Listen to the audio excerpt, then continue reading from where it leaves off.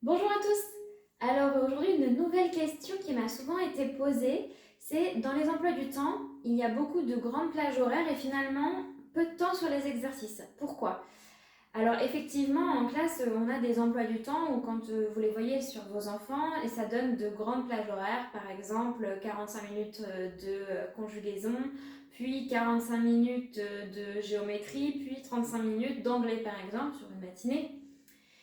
Et en fait, votre enfant vous dit oh bah non, mais on n'a pas fait beaucoup d'anglais, ou on a fait que deux exercices, ou voilà. Donc vous vous dites bah il y a 45 minutes, deux exercices, ça fait quand même un peu long pour deux exercices. Donc voilà, et effectivement, en réalité, par rapport au temps qui est affiché, c'est plus court. Il n'y a pas de doute, je vais pas vous mentir, c'est plus court. C'est toujours plus court. Voilà.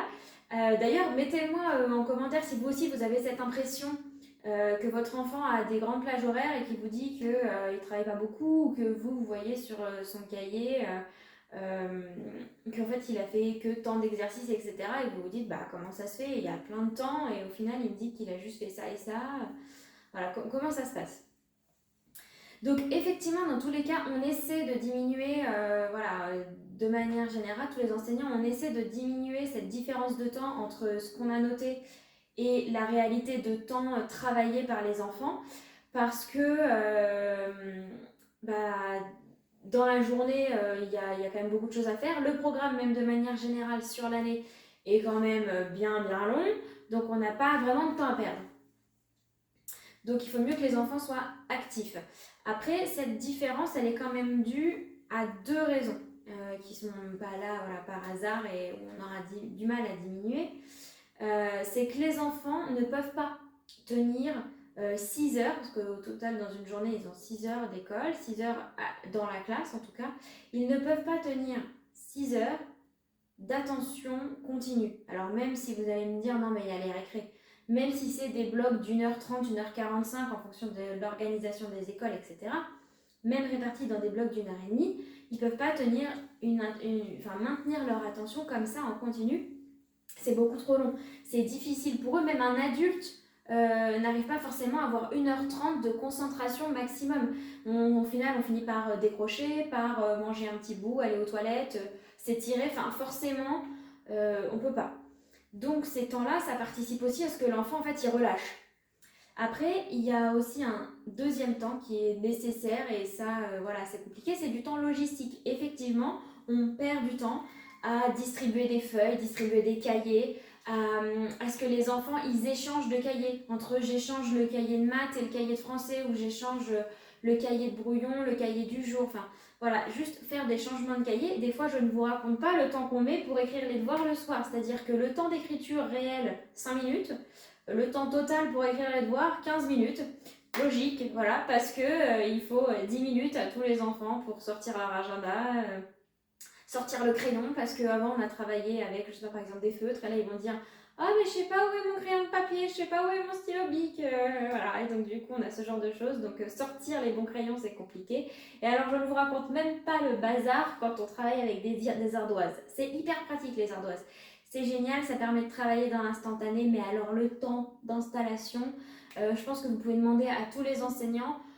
On est un certain nombre à criser, alors tout le monde essaye de trouver sa solution. Il y en a qui disent bah, je garde tous les stylos, je leur en donne un à chacun à chaque fois. Il y en a qui disent ils ont chacun leur, ils se débrouillent, s'ils n'en ont pas, tant pis pour eux. Mais en tout cas, c'est galère parce que le stylo d'ardoise, déjà, on en a plein qui. Enfin, les feutres d'ardoise, il y en a plein qui fonctionnent plus au bout de 2 jours, on ne sait pas pourquoi, on se demande comment l'encre a disparu. Il y en a, le feutre est tombé par terre, dans le casier du voisin, dans le casier 3 rangs plus loin, il y en a un qui en a 3 et il y en a un qui en a 0. Bref, c'est tout un mystère, les ardoises, c'est toujours compliqué. Donc bref, toute cette logistique, ça prend du temps. Pendant l'exercice, pendant le créneau, on peut aussi avoir du temps qui se rajoute, parce que pendant l'exercice, on peut avoir des enfants qui se mettent à se chamailler ou à discuter de ce qu'ils vont faire demain alors que c'est pas du tout le moment. On peut avoir des enfants qui décrochent, hein, tout simplement, qui malgré les petites pauses vont commencer à décrocher, on les voit, ils sont là, ils jouent avec leur crayon, donc là on les rappelle à l'ordre. Mais en fait, seconde par seconde ou minute par minute, au bout d'un moment, c'est ah bah j'ai pris 5 minutes dans ma séance à rappeler les uns les autres. Donc forcément, c'est encore du temps supplémentaire.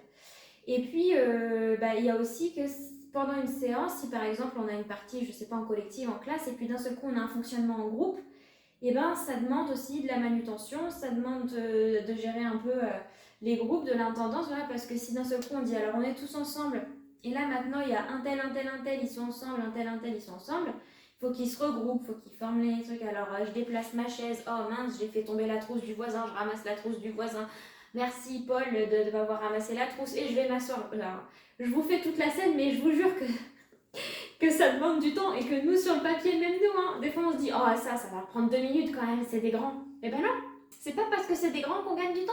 Mais non, ça c'est faux de croire ça. Donc, donc voilà, donc ça demande beaucoup de temps et ça, c'est cette partie-là, effectivement, logistique, qu'on va essayer de diminuer parce il vaut mieux 5 minutes de relaxation collective pour se dire on fait une pause entre deux matières et reprendre plus sereinement, voilà, pour s'étirer, faire de la relaxation, n'importe quoi, que 5 minutes de rangement de cahiers, etc. Parce que là, tout de suite, c'est beaucoup moins intéressant, quoi, forcément. Donc voilà, donc ce temps-là, on essaye de le diminuer. Après,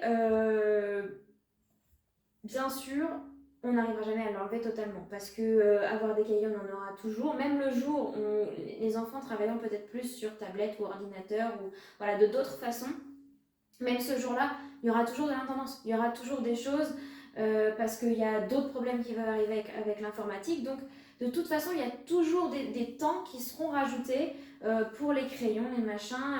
Il y en a une, son chouchou, il est tombé par terre, il faut lui raccrocher parce qu'elle a les cheveux dans le visage et que c'est une enfant qui n'arrive pas à s'attacher les cheveux toute seule parce qu'elle est peut-être encore petite. Enfin voilà, on a vraiment plein de questions à gérer. Et donc, du coup, oui, on n'aura jamais le même temps dans ce qui est écrit que dans la réalité. Après, il faut savoir que nous, on le prend en compte, qu'effectivement, on est obligé de mettre 45 minutes parce qu'on ne va pas nous donner un emploi du temps aux enfants où on met 35 minutes de conjugaison, 10 minutes de gestion de matériel, 25 minutes de maths, 15 minutes de gestion de matériel. On peut pas mettre ça, donc on le prend dans notre temps global. Et puis après, de toute façon, ça leur fait travailler aussi l'autonomie, la gestion de ses affaires, s'organiser de façon à être de plus en plus rapide dans cette gestion de cahiers, de matériel. Donc de toute façon, ça leur fait travailler des choses. Après, c'est sûr qu'on essaye de ne pas passer un quart d'heure à sortir tous le cahier vert, quoi. Parce que c'est pareil, si je vous dis, alors on fait la correction, sortez votre stylo vert, vous pouvez être sûr qu'il y en a 5 qui disent, moi j'ai pas de stylo vert, ou alors, ah, il marche plus le mien. Donc là, on passe 5 minutes à trouver quelqu'un qui veut bien passer un stylo vert, ou on va en chercher un dans le placard, on en donne un.